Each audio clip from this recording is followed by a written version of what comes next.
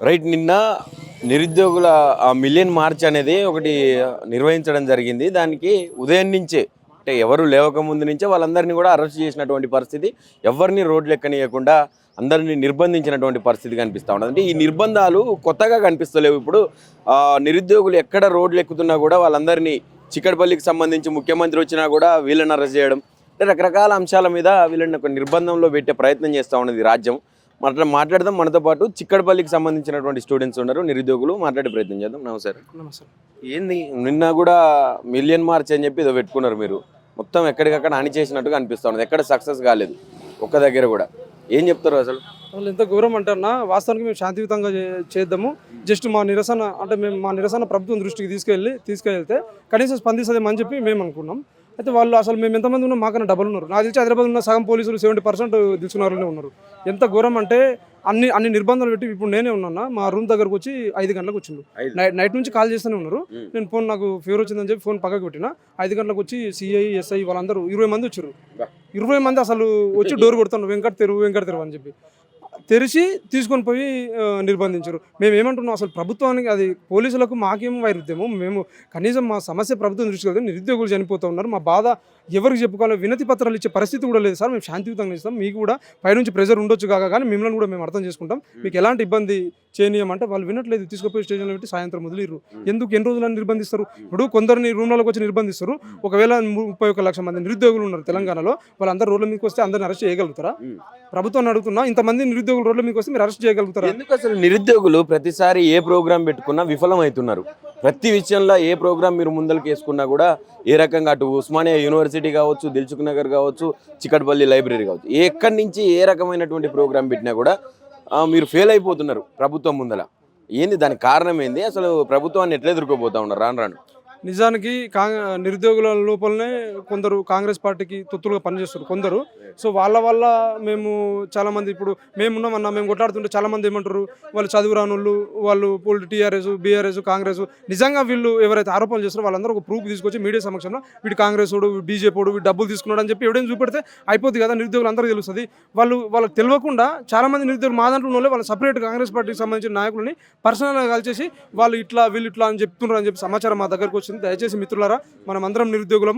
ఒకవేళ నోటిఫికేషన్ వచ్చినాక మేము ఎవరో కూడా మీకు కనబడం కాబట్టి ఇంకెవరి దగ్గర ఆడుకోండి, కానీ నిరుద్యోగుల దగ్గర మాత్రం ఆడుకోవద్దని చెప్పి నిరుద్యోగులను కూడా కోరుతా ఉన్నాం. పక్క ప్రజాపాలన అని చెప్తా ఉన్నారు.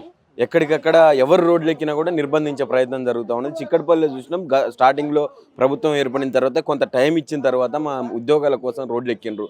డిఎస్సి వాళ్ళు కావచ్చు, గ్రూప్స్కి సంబంధించినటువంటి వాళ్ళు కావచ్చు, ఇవి చిక్కడపల్లిని నిర్బంధంలో ముంచేసిండ్రు. ఇప్పుడు చూస్తే అసలు నిరుద్యోగులని ఎక్కడ కనపడనీయకుండా చేస్తున్నారు. లైబ్రరీలలో ప్రోగ్రామ్స్ చేసుకుంటే కూడా లోపలికి కూడా మీడియాను కూడా అనుమతించే పరిస్థితి లేదు. ఏం జరుగుతూ ఉన్నది? మరి మీరు ఏదో 3 ప్రోగ్రామ్స్ పెట్టుకున్నారు, 13, 14, 15 అని చెప్పి, నిరుద్యోగ మార్చి అని చెప్పి. ఏం జరగబోతా ఉన్నది? మరి మిమ్మల్ని ఆ 3 రోజులు 3 ప్రోగ్రాంలు అంటే అవి కూడా సక్సెస్ అయ్యే అవకాశం కనిపిస్తలేదు నాకైతే. ఏం చెప్పాలనుకుంటున్నారు దాని గురించి? వాస్తవానికి ప్రజాపాలన కాదు, నిర్బంధ పాలన, దగాకూరు పాలన అని చెప్పి తెలంగాణలో ఉన్న ప్రజలందరికీ అర్థమైపోయింది. ఎందుకంటే రేవంత్ రెడ్డి గారు మొన్న నేను స్టాటిస్టిక్ ప్రెజర్ని వాళ్ళు బాధతోటి మాట్లాడితే నేను సంతోషిస్తానన్నాడు. మరి అటువంటి వ్యక్తితోటి మేము మా సమస్యను ఎట్లా చెప్పుకోగలుగుతాము? తెలంగాణలో ఉన్నటువంటి మేధావులన్నా అర్థం చేసుకోవాలి కదా. గతం లోపల మా లైబ్రరీ దగ్గరకు మీరు వచ్చి వారానికి డైలీ లైబ్రరీ దగ్గరకు వచ్చి కాంగ్రెస్ పార్టీ అధికారంలో వస్తే 2 లక్షలు అన్నోళ్ళు ఇప్పుడు ఇక్కడ చూడండి, నా సీసీ కెమెరాని పోలీసు వాళ్ళకి లింక్ ఉన్నాయి. అసలు వచ్చి ఇక్కడ నిలబడితే చాలు పోలీసు వాళ్ళు వస్తారు. ఈ సీసీ కెమెరాలని పోలీసు ల్యాండ్ ఓవర్ లింకప్ అయినంట. నేను నిలబడితే చాలు నువ్వు అక్కడ ఉన్నావు ఇక్కడ ఉన్నావు అని పోలీసు వాళ్ళు మాట్లాడుతూ ఉన్నారు. అసలు ధర్నాలు చేయడానికి సర్క్యులర్ విధించారు.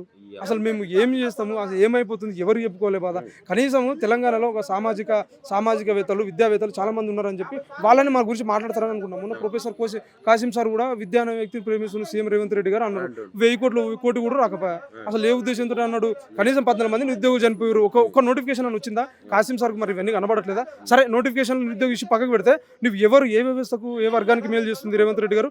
అక్కడ ఖమ్మం బాధితులు, అక్కడ అసలు ఒక్కరికని కాదు అన్ని వ్యవస్థను భ్రష్టు పట్టిస్తారు. మరి నువ్వు ఎట్లా, ఏ ఉద్దేశం? కనీసం సరే, యూనివర్సిటీకి 1000 కోట్లు వస్తేనన్నా నువ్వు తర్వాత మాట్లాడాల్సిన విషయం కదా. రేవంత్ రెడ్డి ఏమంటున్నాడంటే, ఈ మూసి సుందరీకరణ పేరు పెట్టిండు కదా, అక్కడ ఉన్నటువంటి ఇల్లులని గూల్పేస్తున్నాడు. దాని మీద కొంత తిరుగుబాటు, వ్యతిరేకత వస్తుంటే అక్కడ నైట్ ఎకానమీ జనరేట్ చేయడానికి మేము కృషి చేస్తున్నాం. నిరుద్యోగత తగ్గించడానికి నిరుద్యోగులు ఎవరైతే ఇప్పుడు రోడ్ల మీదకి ఎక్కుతున్నారో విద్యార్థులు ఉన్నారో వాళ్ళందరికీ కూడా ఎంప్లాయ్మెంట్ కల్పిస్తాం. పండ్ల బండ్లు పెట్టుకోమని కూరగాయల బండ్లు పెట్టుకునే విధంగా చేస్తామని చెప్తా ఉన్నాడు. అంటే ఈ కూరగాయలు పండ్లు అమ్ముకోవడానికైనా కాంగ్రెస్ తీసుకొచ్చింది మీరు? వాస్తవానికి ఆయన నైట్ ఎకనామీ అన్నాడు కదా, పగులు ఎకనామీ సంకన ఆగిపోతుంది. ఇక నైట్ ఎకనామీ ఎక్కడి నుంచి తీసుకొస్తాడైనా? అసలు రేవంత్ రెడ్డి మాటలు ఎవరింటారా? ఇప్పుడు ఇన్ని ఉద్యోగాలు నువ్వు ఉన్న నోటిఫికేషన్ లేదంటే ప్రైవేట్ ఉద్యోగాలు చేసుకుని దాని పక్కన షాపులు పెట్టుకుని గీసాలు ఏందన్నా? అసలు ఏమన్నా రేవంత్ రెడ్డి కానీ తెలంగాణలో నిజానికి బీజేపీ పార్టీ కానీ ఇతర పార్టీలు అన్ని కలిసి ఎమర్జెన్సీ పాలన విధించాలి. ఎమర్జెన్సీ పాలన విధించి రేవంత్ రెడ్డి కానీ జైలు అయిపోవాలి. అంత షాడిస్టిక్ ప్రెజర్ అన్న వ్యక్తిని అసలు తెలంగాణకు మేలు చేస్తారని మనం ఎట్లా అనుకుంటున్నాం? నైట్ ఎకనామీ అసలు ఆయన గురించి మాట్లాడాలంటే చిరాకు అనిపిస్తుంది అన్న. కాకపోతే మా బతుకులు ఖరాబ్ అయిపోతున్నాయి కదా ఎన్ని రోజులని. మన రాహుల్ గాంధీ ఇదే చిక్కడపల్లి లైబ్రరీకి వచ్చిండు, మీతో మాట్లాడిండు ఎలక్షన్స్ ముందల. ఇప్పుడు మొన్న కూడా రీసెంట్గా తెలంగాణకు వచ్చిపోతున్నాడు, కానీ ఎక్కడ కూడా మీ ఊసే లేదు. నిరుద్యోగులు ఎట్లా ఉన్నారని కనీసం చూసే అవకాశం కూడా లేదు. మీరు ఆయన కలిసే ప్రయత్నం చేసినరా ఏమన్నా ఇటు వచ్చినప్పుడు? నిజానికి రాహుల్ గాంధీ గారిని మేము నమ్మినాం. అప్పుడు రాహుల్ గాంధీ మా దగ్గరకు వచ్చింది కాబట్టి, అరే జాతీయ నాయకుడు లైబ్రరీ దగ్గరకు వచ్చింది కాబట్టి ఖచ్చితంగా ఉంటుందని ఎక్స్పెక్ట్ చేసినాం. సంవత్సరం దాటిపోయింది, సంవత్సరం 2 సంవత్సరాలన్నర అయిపోయింది. మొన్న ఇంతమంది నిరుద్యోగులు చనిపోయిన ట్విట్లు మస్తు ట్విట్లు చేసినాం. ఆయన కనీసం గింత కూడా స్పందించలేరు. ఈ నిరుద్యోగ ఇష్యూపైన స్పందించకుండా కేరళ, బీహార్ ఎక్కడెక్కడ నిరుద్యోగులు ఇష్యూపైన రాహుల్ గాంధీ గారు స్పందిస్తారు. మొన్న కూడా రాహుల్ గాంధీ గారికి మేము రిప్రజెంటేషన్ ఇద్దాం, మా బాధ తెలుపుదామనంటే పోలీసు వాళ్ళు ఆ రోజు కూడా 2 రోజుల ముందే అరెస్ట్ చేసిర్రు. రాహుల్ గాంధీ స్పందించే వాళ్ళకి తెలుసు నిరుద్యోగులు వాళ్ళు ఎట్లా అంటే కరెక్ట్ ఎలక్షన్ ముందు నోటిఫికేషన్ ఇద్దాము, వాళ్ళు ప్రిపరేషన్ అవుతుంటారు, ఇక మనం ప్రచారం చేసుకోవద్దు అని చెప్పి ఉద్దేశంతో ప్రభుత్వం నుంచి దయచేసి నిరుద్యోగులను కొడుతూ ఉన్నా. మీరు పార్టీలు అది ఇది అన్ని పక్కకు పెట్టండి, మనం అందరం ఐక్యమత్యంతో ప్రభుత్వం మీద పోరాడదాం. ప్రభుత్వం మీద ఇప్పటికన్నా జీవోలు రద్దు చేయకపోవడం ఏందన్నా విచిత్రం. కాకపోతే సిబిఐకి సంబంధించిన జీవో గతంలో కేసీఆర్ ఉన్నప్పుడు రావద్దు సిబిఐ అని చెప్పి జీవో తీసుకొస్తే ఈయన రావాలని చెప్పి మళ్ళీ జీవోలు మార్చుంటారు. అంటే వాళ్ళకి సంబంధించిన జీవోలు మారుస్తుంటారు, రద్దు చేస్తారు.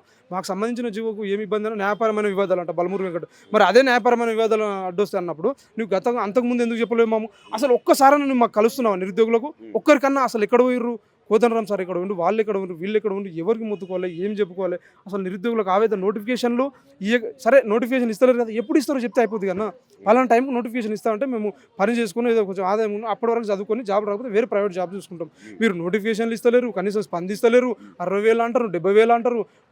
అసెంబ్లీ సాక్ష్యం విడుదల చేసినటువంటి జాబ్ క్యాలెండర్కు అతి లేదు గతి లేదు, జాబ్లెస్ క్యాలెండర్గా మారిపోయి పీసీ అధ్యక్షుడేమో 5 సంవత్సరాలకు సంబంధించి 2 లక్షల ఉద్యోగాలు అన్నామని చెప్పి పచ్చి అబద్ధాలు చెప్తున్నారు. ఎవరికి చెప్పుకోవాలి, ఇంకెవరిని పిలవాలి మేము? కాబట్టి ఇది కూడా దీని కనుక పోలీసు వాళ్ళు వచ్చి నిర్బంధాలు పెట్టి మనం అరెస్ట్ చేస్తే మాత్రం 100% వాళ్ళు ఇంట్లోనే ముట్టడిస్తాం. ఎందుకంటే మాకు స్థానం నశించిపోయిందండి. ఎన్ని రోజుల రోడ్ల మీకోసం చెప్పి ఇప్పుడు మూడు ప్రోగ్రాంలు పెట్టుకున్నారు, 13, 14, 15. నేను నిరుద్యోగ మార్చ్ అని చెప్పి టీజీపీఎస్సీ ముట్టడని చెప్పి అసెంబ్లీ ముట్టడని చెప్పి పెట్టుకున్నారు. మరి మీరు ఇంత బాహాటంగా పోస్టర్ రిలీజ్ చేసి ప్రభుత్వాన్ని ఎదుర్కోబోతా ఉన్నారు. ఆ నైట్ వరకే మిమ్మల్ని లోపలేస్తే ఏంది పరిస్థితి? అదే చెప్తున్నా పోలీసు వాళ్ళు కూడా దయచేసి మీరు అర్థం చేసుకొని, మీ ఇంట్లో కూడా పిల్లలు ఉంటారు, నోటిఫికేషన్ మా వశ అయిపోతుంది. ఇక పోరాటం చేయలు రోడ్ల మీకు వచ్చే పరిస్థితి కూడా మాకు లేదు. ఆర్థికంగా కూడా మానసికంగా బాధపడుతున్నాం. దయచేసి మా సమస్య ప్రభుత్వం దృష్టికి తీసుకెళ్లాలనే ఉద్దేశంతో మేము శాంతియుతంగా చేస్తున్నటువంటి పోరాటం. దయచేసి మీరందరూ కూడా మాకు సహకరించండి. ఇంకొక విషయం ఏంటంటే ఖచ్చితంగా నిరుద్యోగ మార్చును మేము అందరం కూడా సక్సెస్ చేస్తాం. ఒకవేళ నిరుద్యోగ మార్చు ముందు మమ్మల్ని అరెస్ట్ చేస్తుంటే మేము డైరెక్ట్ వాళ్ళ ఇంట్లోనే ముట్టడిస్తాం. మా జీవితాలు ఎట్లా ఆగమైపోతున్నాయి. ఉంటే జైలు అన్న ఉండాలి, లేదంటే వాళ్ళ ఇంట్లో ముందు నన్ను కూర్చుంటాం. అట్లా కూడా స్పందించకపోతే రాహుల్ గాంధీ ఇంటికన్నా తడవబేడ తెలుసుకుంటాం. మా జీవితాలు ఆగమైపోతున్నాయి, మేము ఎందుకు ఉండాలి? కాబట్టి మీరు తక్షణమే అసెంబ్లీ సమావేశాల్లో కూడా 100% నిరుద్యోగుల సమస్య గురించి ప్రతిపక్షాలైనా ఏదైనా ఎవరైనా సరే నిరుద్యోగుల అంశాలు మాత్రం మాట్లాడాలి. ఎందుకంటే అన్ని ఇష్యూలు అయిపోయినాయి అన్న. ఒక్కరైనా మాట్లాడుతున్నారు? అసలు జాబ్ క్యాలెండర్కి దానికి అతి లేకుండా అయిపోయింది. ఇప్పుడు కాళేశ్వరం అయిపోయింది, కృష్ణా జిల్లాలో అయిపోయింది, ఫోన్ ట్యాంపరింగ్ అయిపోయింది, అన్నీ అయిపోయింది. ఇంకేం మాట్లాడతారు? కాబట్టి నిరుద్యోగ సమస్యలు మాత్రమే అసెంబ్లీలో మాట్లాడాలని చెప్పి ప్రతిపక్షాలకు విన్నవిస్తున్నాం. అదేవిధంగా మార్చి 13న నిర్వహించిన నిరుద్యోగ మార్చు కూడా ఖచ్చితంగా నిరుద్యోగులు అందరూ కూడా తరలి రావాలి. పోలీసు వాళ్ళు అరెస్ట్ చేస్తే మాత్రం ఖచ్చితంగా వాళ్ళ ఇంట్లోనే ముట్టడిస్తాం. ఫైనల్గా ఇటుపక్క నిరుద్యోగులు కూడా కొంతమంది చనిపోయినారు ఇప్పటికీ. అటు రైతులు ఎవరైతే ఇబ్బంది పడతా ఉన్నారో వాళ్ళని దృష్టిలో పెట్టుకొని కూడా రీసెంట్గా ముఖ్యమంత్రి చేసిన వ్యాఖ్యలు, నేను రైతు బంధు, రైతు భరోసా అన్ని చేసినా కానీ వచ్చిందా రాలేదా అనేది అయితే నాకు తెలియదు అని చెప్పి మాట్లాడుతూ ఉన్నాడు. ఈ ఇల్లులు కూలగొట్టిన బాధితులు ఎవరైతే, కూలిపోయినటువంటి బాధితులు ఎవరైతే ఉన్నారో వాళ్ళు ఏడుస్తుంటే ఇది ఒక స్టాటిస్టిక్ ప్లెజర్ అని చెప్పి ఆయన మాట్లాడుతూ ఉన్నారు. మరి మీ గోస ఆయనకు అది కూడా స్టాటిస్టిక్ ప్లెజర్ లాగానే అనిపించి అబ్బా బాగుంది వీళ్ళు ఇట్లా ఇబ్బంది పడుతుంటే అని చెప్పి అనుకుంటే మీ పరిస్థితి ఏంది?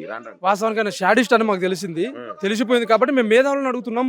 ఆయన ముఖం చూసి, రేవంత్ రెడ్డి ముఖం చూసి మేము వేయలే కదా. మీ కోదండరామ్ సార్, బలమూరు వెంకట రియాజ్ సార్, ఆకునూరు మురళి మీరందరూ వచ్చారు కదా, మీకేమైంది అని అడుగుతున్నాం.